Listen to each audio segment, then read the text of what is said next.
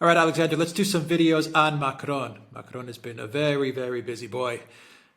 Let's talk about first Macron and his visit to Budapest.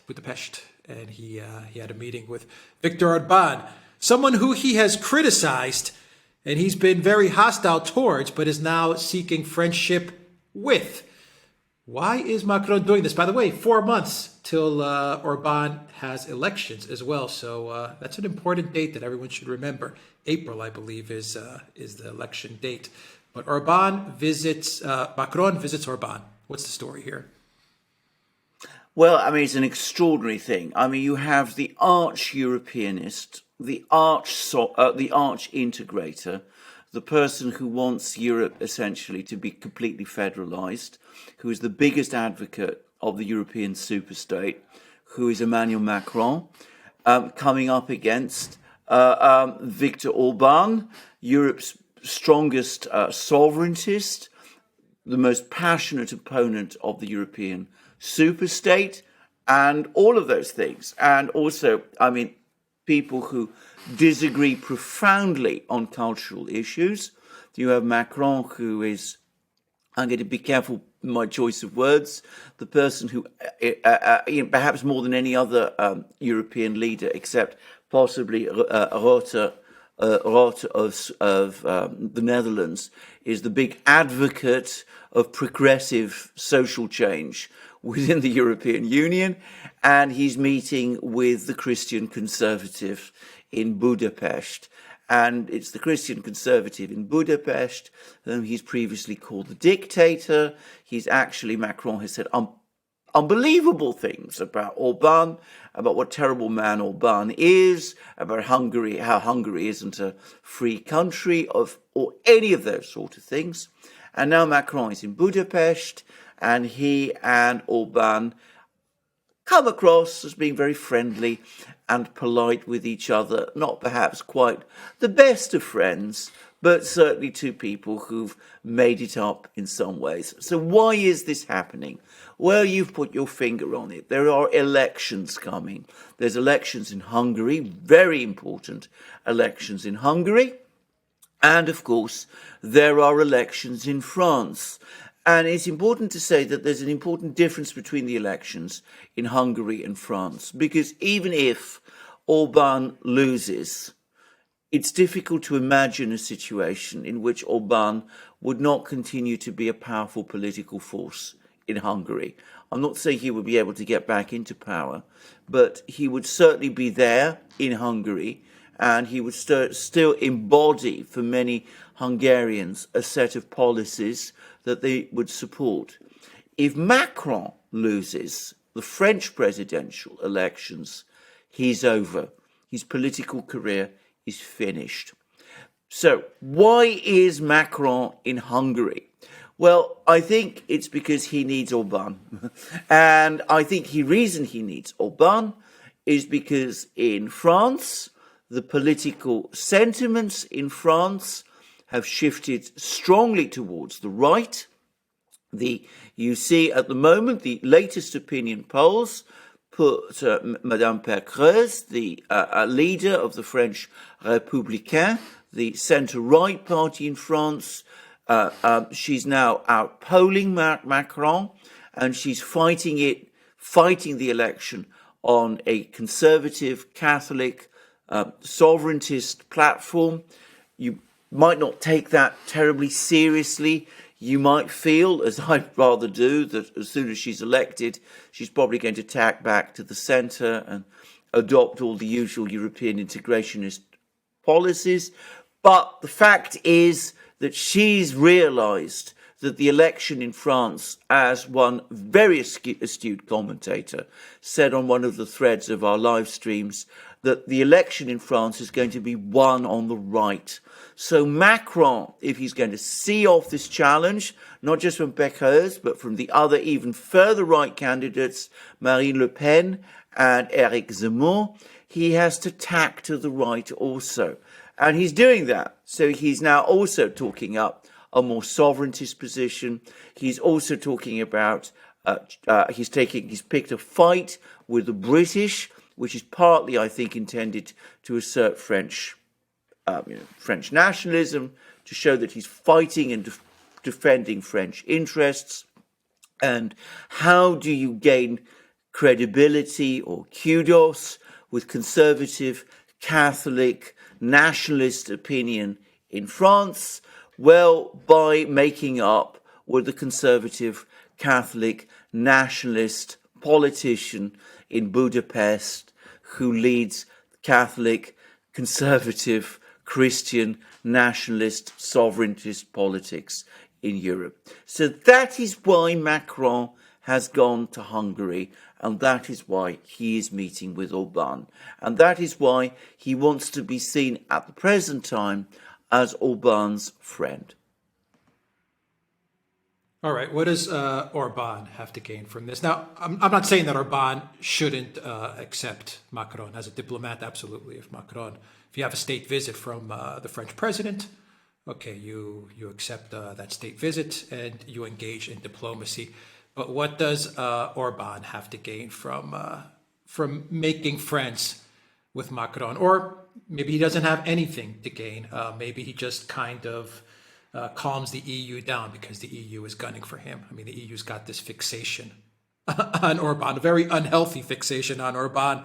But that's the first part of my question. Then the second part of this question, real quickly, are you worried that Orban might lose? Because the EU is pulling the same trick they pulled in the Czech Republic on the Hungarian people, it seems, which is getting all the other parties under one umbrella so that they can take on the one main candidate in Orban. So, two-part question. What does Orban have to gain? And are you worried that Orban might lose, given that the EU is pulling the same tricks they did that they did in Czech Republic? And it worked, by the way, in the Czech Republic.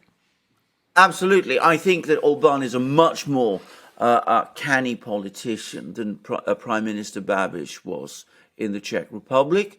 I think he has far more traction in Hungary than Babiš did in the Czech Republic. Babiš is a businessman. He's not really much of a politician anyway. Orban is not just a politician.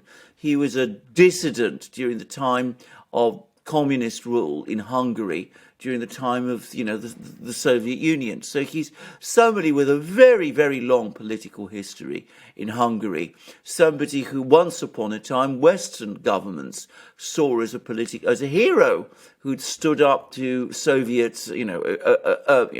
oppression in Hungary. And of course, many people in Hungary, understand that, remember that. They see Orban as a personality. Even people who oppose Orban acknowledge that, as I said, he is a political force, and of course he's been in every conceivable respect a much more successful leader in Hungary than Babiš was in the Czech Republic. Now I say that partly that is because, of course, the situation that Babiš took over, well, the Czech Republic was sort of cantering along, maybe not particularly well, but it wasn't in any kind of crisis when he took over.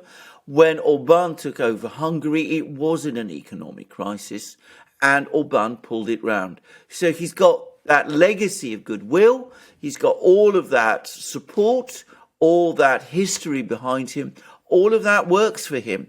And so he's going to be a much more difficult person for the EU to displace than Babiš was. But, and I have to say this, the odds against him are growing. I mean, he's got the entire EU combinat against him.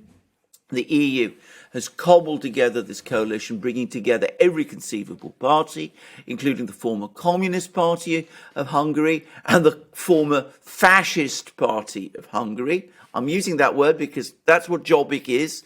You'll find lots of people who describe it so. Of course, it now claims that it's moved past all of that all of these parties have been brought together. There's a massive media campaign, as in many parts of Eastern Europe, not just in Eastern Europe, but in other places. You find that sentiment in the capital, in Budapest, tends to be hostile to the conservative nationalist leader. Sentiments in the big cities, especially specifically in Budapest, especially amongst a section of youth, tend to be pro-Europeanist. You've also got all of the various organizations trying to operate in Hungary. I have to say, I think he will win through, but I think it's going to be a much closer thing than it's been in any of the two previous elections. So, I think he will pull it off. I mean, some of the opinion polls have not been good for him. But I think on balance, when the moment comes for people to vote, most Hungarians will say to themselves, well, life under Orban has been a lot better than it was. Do we really want to see the socialists, who would be the party that would presumably form the next government, do we really want to see them back? And as I said, when they call themselves the socialists now, they were the former ruling Communist Party of Hungary during the Soviet era. So I think he will pull it off. But this is where we come back to why he's received Macron. Because, of course, ideologically, these two people, Macron and Orban, are poles apart. But just as Macron gains by being seen alongside Macron, but by being seen alongside Orban, so Orban gains by being seen alongside Macron. Because you have all of these people in Hungary, in Brussels, elsewhere, coming along, saying, Orban is this dictator, is this authoritarian, is this right-wing populist, he's doing all these terrible things in Hungary.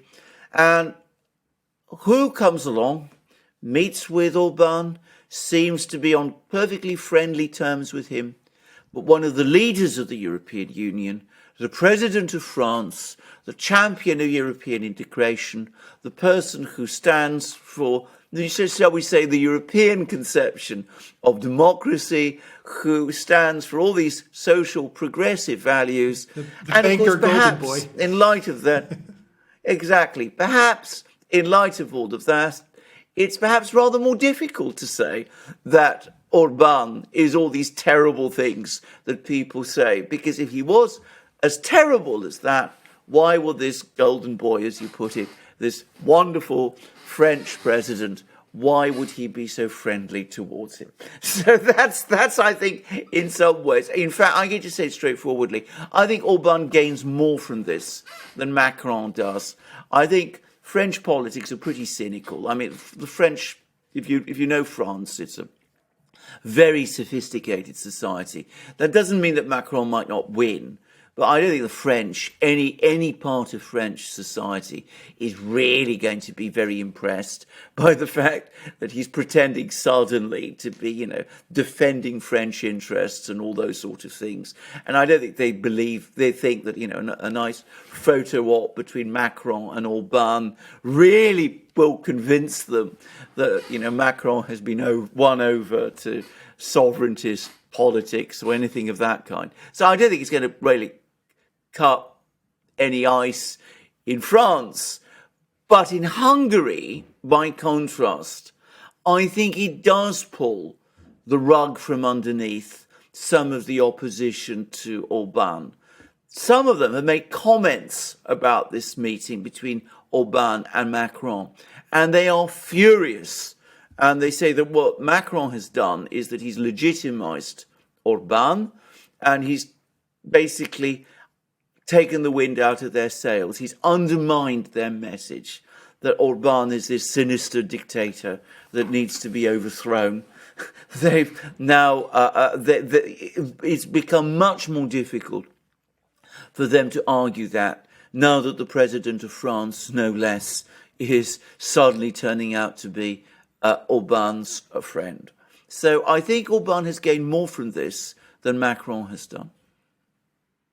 Yeah, I can definitely see some of the tyrannical dummies in running the EU really just blowing a gasket with this meeting by Orban and Macron. I can definitely see them blowing a gasket. I can see, though, I'll bet you there are some of the kleptocrats in the European Union who are probably seeing Macron with Orban and saying, okay, maybe Orban is really not that bad if Emmanuel is going to see him. Well, okay, maybe we'll ease up on him just a little bit. Maybe. I'm not saying it's going to be a majority, but maybe there's like one or two of these crazy like EU kleptocrats who are seeing this and saying, okay, maybe we should ease up on Victor just a little bit.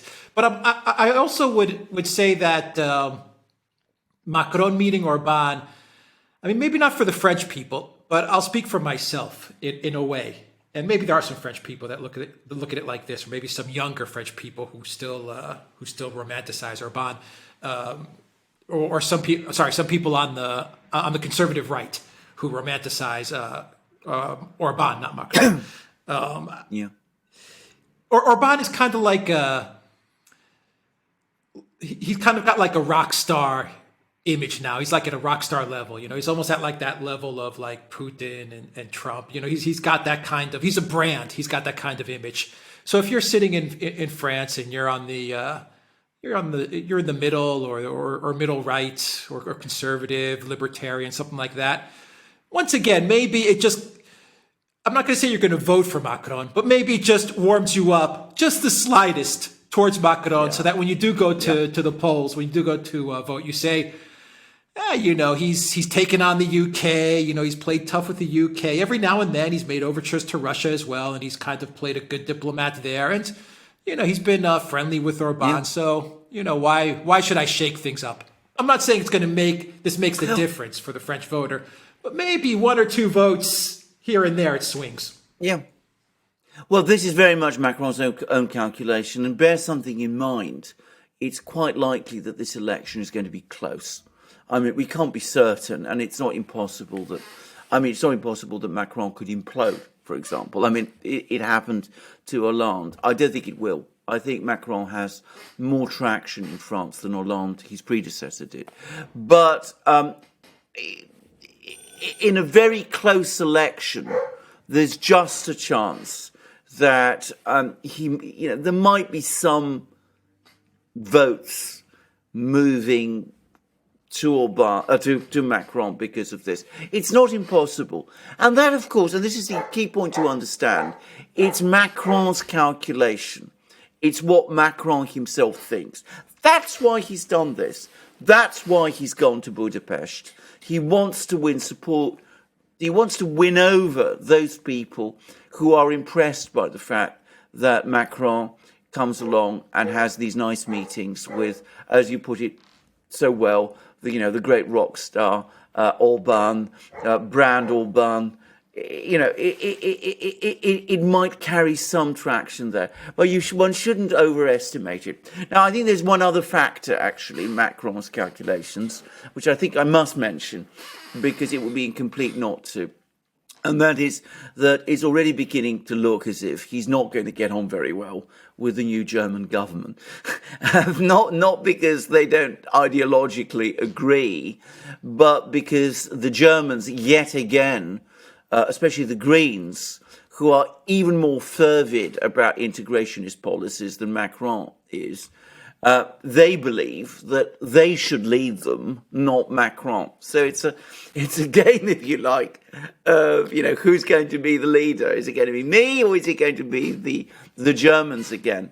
And it's fairly well known that Macron is rather annoyed about some of the moves and some of the things that have been said in Germany.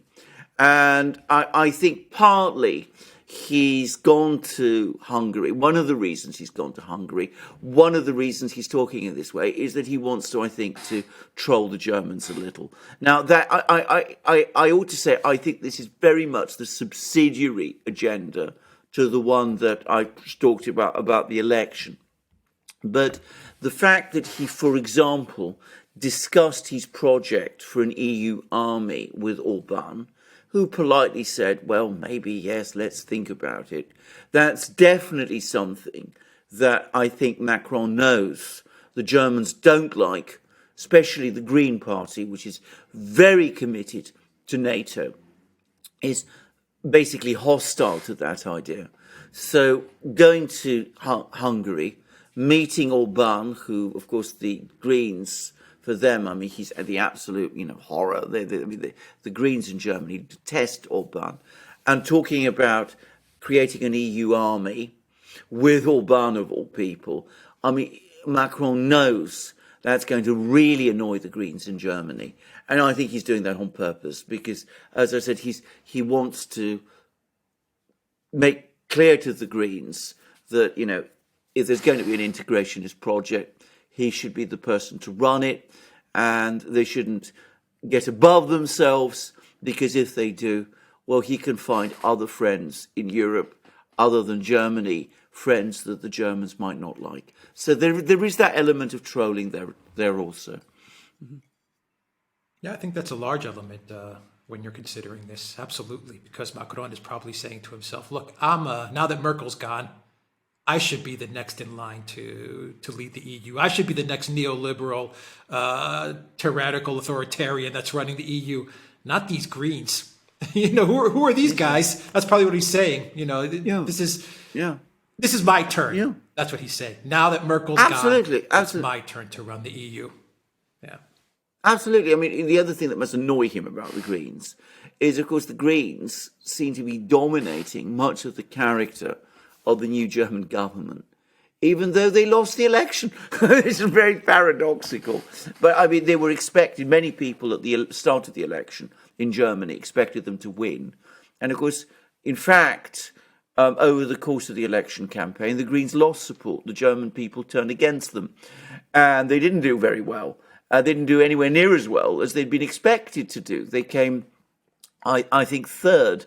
So Macron must be asking themselves, who are these jumped up people in Berlin who now believe that they should be running the whole show, when I am Jupiter, I am Napoleon, I am the president of France, I should be running everything, certainly not them. And of course, I'm going to put them in their place. I'm going to show them what a great diplomat I am. I'm going to talk to Orban. I'm going to talk to Putin. I'm going to discuss with Orban and Putin and such people things that they don't like. And that will show them who the real great leader is going to be. Yeah.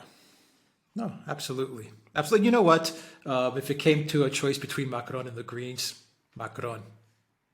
6 days. Oh, I agree. 6 with days that. of the week yeah. and twice on Sunday. No doubt about it. The Greens, you know, you let the Greens, you let the Greens into your party, into your government, and it's game over. Yes, I know. I agree. I completely agree. All right, let's leave it there for now. Macron, Orban, we'll leave that meeting for now, and we'll stop this video right here, and we'll discuss in our next video. This will kind of be like a two-parter. We'll discuss Macron and Putin, and then maybe we'll talk a little Putin-Xi as well. So let's stop it here. Macron visits Orban, and that's the video, the Duran.locals.com, everybody, and the Duran shop. Use the code GOODDAY, get 10% off. Rumble, BitChute, ODYSEE, and Super U. Take care.